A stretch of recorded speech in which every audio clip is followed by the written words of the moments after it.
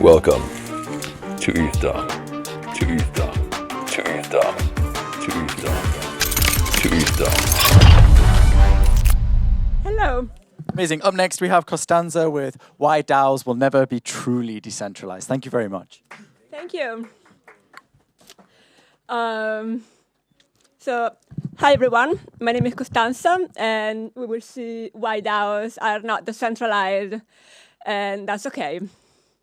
So, what are DAOs? Everybody will say decentralized autonomous organizations, but a few years ago at a conference, a friend gave me this amazing definition of DAOs, that is douchebags arguing online. So we will see that why and if that's the case, thank you, and how that happens. So before we start, a little bit about me. I studied anthropology and law, so basically governance systems across cultures and times. And that, of course, influences my research. I've been in crypto not full-time since 2018, full-time since 2020, and I made DAO proposals, I work with DAOs, I consulted on DAOs, I set up governance systems for DAOs, and all this time when people were talking like, oh, DAOs are decentralized, they are the future, I was like, no, because we have human beings. And so this is what we will see now. So first of all, are DAO failings? Because a few years ago, everybody was talking about DAOs as the promise of the future. And now, like, this is getting a little bit more slower. DAOs are losing traction. So what's happening?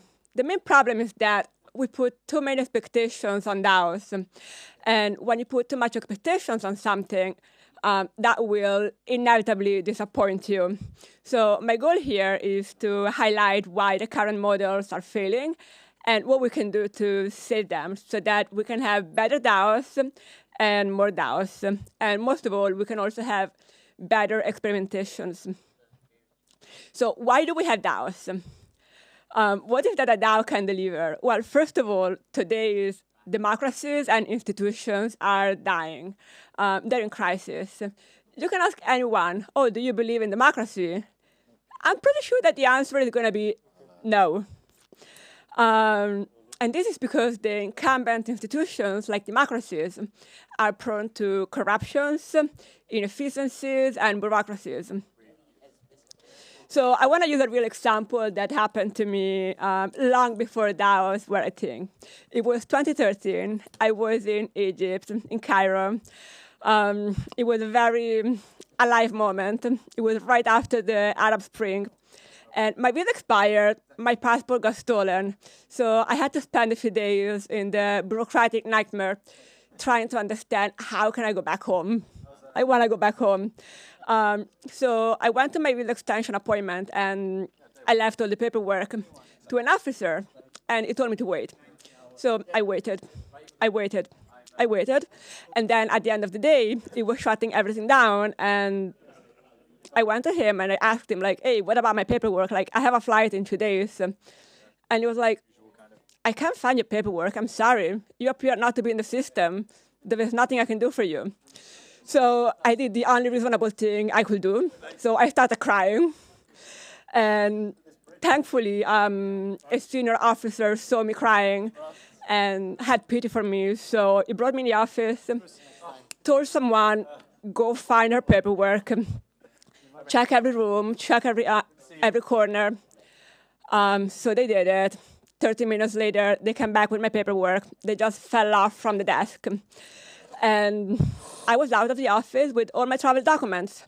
So the only way I had to navigate this nightmare was to leave the bureaucratic system and enter the human system. And this is the same lessons that we have to do for DAOs. This is because DAOs are the promise of democracy done right. A democratic process that can be owned by citizens, that is not complex and obscure like bureaucracy. And in the cryptotopia, the algorithmic authority is supposed to be better than the bureaucratic one. It's supposed to have less corruption, less bottlenecks, less inefficiencies. So what's not to like? But is that the case? So the thing is that we often forget that DAOs are made by human beings, for human beings, with human beings. And we are messy. Human beings are messy. And you can automate voting, yes. But you cannot automate, I'm going to say a blasphemy here, you cannot automate trust. And you cannot automate motivation and incentives up to some point. So the problem is not that DAOs are not decentralized enough because the code or the repo. They are not decentralized enough because human beings will be human beings. And so here is 2 key points I want to make here. First of all, we have people. And you cannot put people on a smart contract. And culture is not code. So when people say that DAOs can replace governments, the questions are, can DAOs really enable more participation? Can DAOs distribute power more fairly? Can DAO get more democratic governance?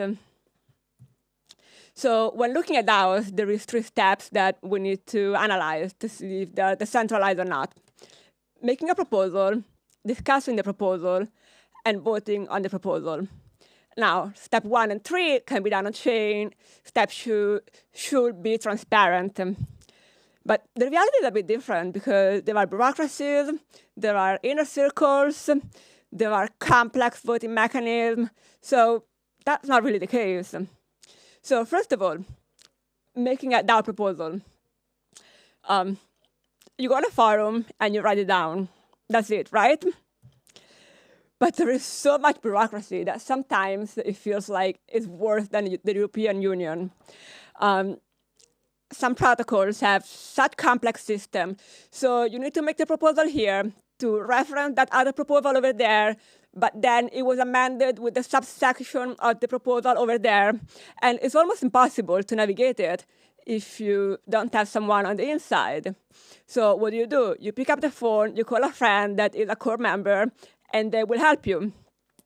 Because yes, you can put the bureaucracy of the process on chain, but you cannot abstract the bureaucracy of a process.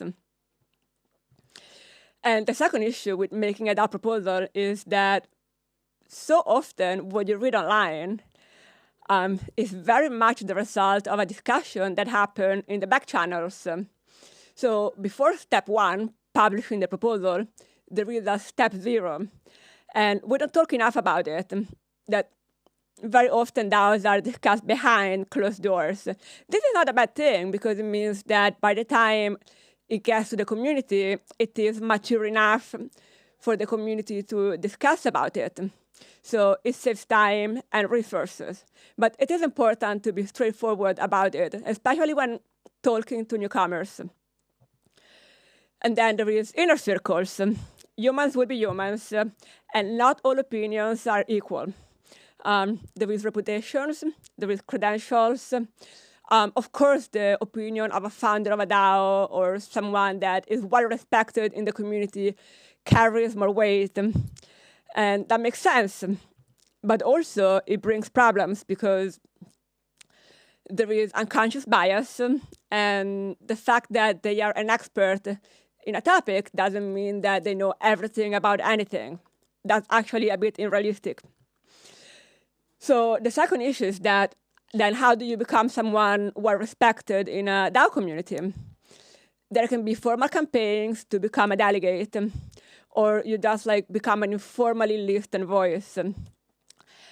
But the louder voices are not the ones that are the most competent, the most expert. So very often we have type A personality people that are very loud, very outspoken, charismatic leaders, and they get a following.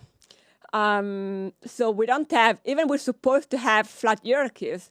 That's not often the case. And that, once again, that's not necessarily bad, because humans are human beings, and in every culture across the time, there has been some level, whether formal or not, of hierarchy, of leadership, and we need that. So you can write a perfect smart contract, but you cannot codify the human interactions and human behaviors. Finally, when discussing a DAO, there is inertia. There is the momentum, people get excited and talk about it. And then at some point, your proposal dies out. There are sexier proposals coming up. There is a new Twitter debate, a new fight. And so your proposal gets lost. And unless someone will rescue back, it's done. So just very much like in a governmental office. And finally, voting itself. And that is a can of worms. Because you have many different stakeholders groups. You have whales, you have early adopters, you have developers, you have investors, you have VCs, you have the core members. And you cannot accommodate everyone. So, and this is funny because the average snapshot proposal has a turnover of 3%. This is so low. And according to another research, DAOs like Compound and Uniswap, the average turnout was 10%. So this is super low and is by no means decentralized. So this is also because voting requires expertise and time to get educated. And very few people are here that have both time and the expertise. Most of us are here, and once again, that's normal. So how do we solve it? We have delegates. So congratulations, because we invented parliament. It took Europe 2,000 years. It took us, 5 years? But still, we got that. But there's the thing. Again, I think it was a Compound, ENS, or Uniswap. Only 7.5% of circulating tokens were enough to pass a DAO proposal.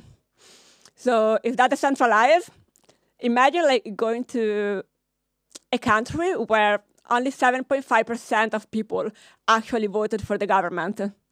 Would you call that a democracy or a dictatorship? So what's the solution then?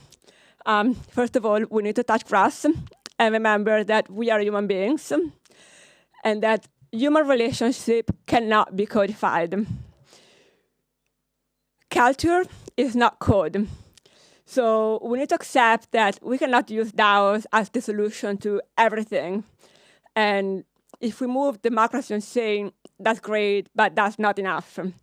And this is because DAOs have a single point of failure, which is human beings, me, you, everybody else.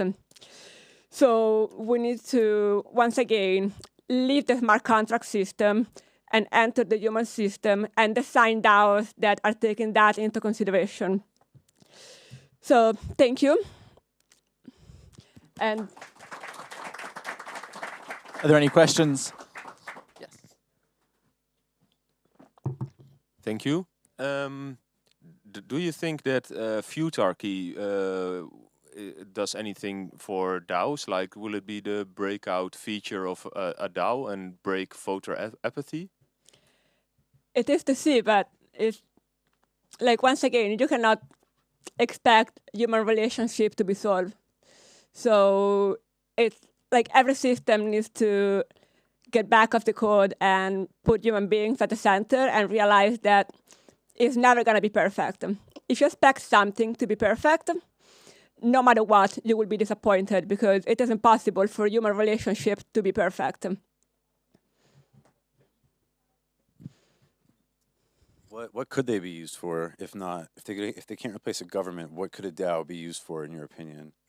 Can you repeat the question? What could they be used for, a DAO? If it can't replace a government, what utility does it have, do you think?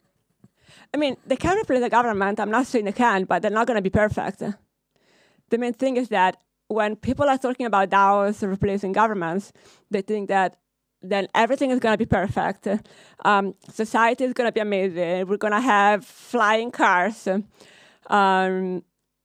not the case. So they can replace governments, but we cannot expect them to be perfect. I don't remember whom said that democracy was the worst system of all, but was also the best.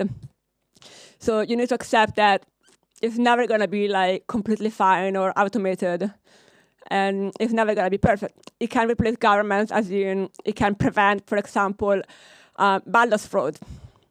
You know, when you go to vote and you write Vitalik or Satoshi and you write something else, and then there is people fighting. Oh, she wrote Vitalik. No, she wrote Satoshi. Like that, for example, can be put on chain. Counting votes, passing proposals, but the human element, especially in step 2, the discussions, is always going to be interpersonal and human behavior. Is that the only utility, though? No, I'm not saying there's only that utility, but as an example is, like, can you imagine like voting on the country, on the installing a new energy system? I'm not expert in energy. I know nothing about energy. I know that renewables are cool. That's it. So I'm not supposed to, like, if I vote and if I contribute to that, it's not really like something that is supposed to make anything better. Amazing. Thank you very much. Thank you.